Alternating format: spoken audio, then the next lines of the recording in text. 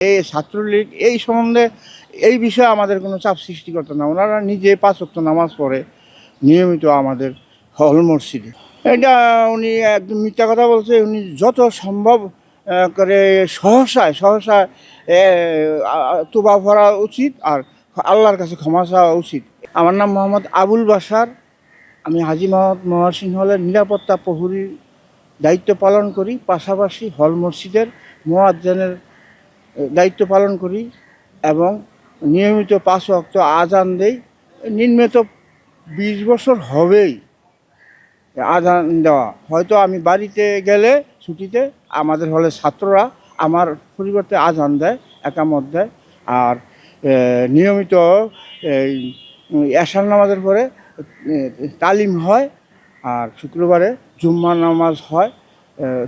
হলের সকল ছাত্ররা জুম্মার নামাজ পড়ে। জি না, এমন কোনো ঘটনা ঘটে নাই যে মাইকে আজান দেওয়া যাবে না। মাইকে আজান দেই, হয়তো কোনো দিন একটু দেরি হয়ে গেলে, নামাজের সময় হয়ে গেলে মাইক ছাড়া আজান দিই, যে সময় হয়ে গেছে নামাজের, মাইক ছাড়া। এটা ইমাম সাহেবের অর্ডার। জি না স্যার, এটা একদম সম্পূর্ণ ভুল এবং মিথ্যা কথা।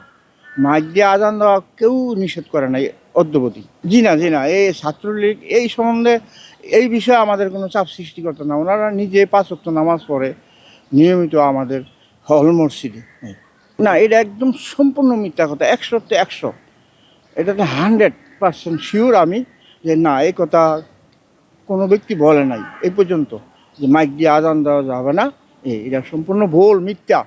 এটা উনি একদম মিথ্যা কথা বলছে। উনি যত সম্ভব করে সহসায় তোবা ভরা উচিত আর আল্লাহর কাছে ক্ষমা চাওয়া উচিত। এটা একদম ডেফিনেট আছে। ভালো ধর্মচর্চা মোটামুটি ভালো আছে। এখানে ছাত্র শিবিরও আছে, তাবলিগ জমাত আছে, তারপর সাধারণ ছাত্র আছে, আমরা কর্মচারীরা আছি, হল অফিসের কর্মকর্তারা আছে, হলের শিক্ষকবৃন্দ আছেন। রমজান মুবারকের সময় আমরা নিয়মিত ইফতারের সময় ইফতার খাওয়া দাওয়া হয়। এরপরে নিয়মিত 8:30টার সময় তারাবির নামাজ জমাতে পড়া হয় এবং ঈদুল ফিতরের নামাজও 2025 সাল থেকে হাজী মোহাম্মদ মহসিন হলে চালু হয়েছে।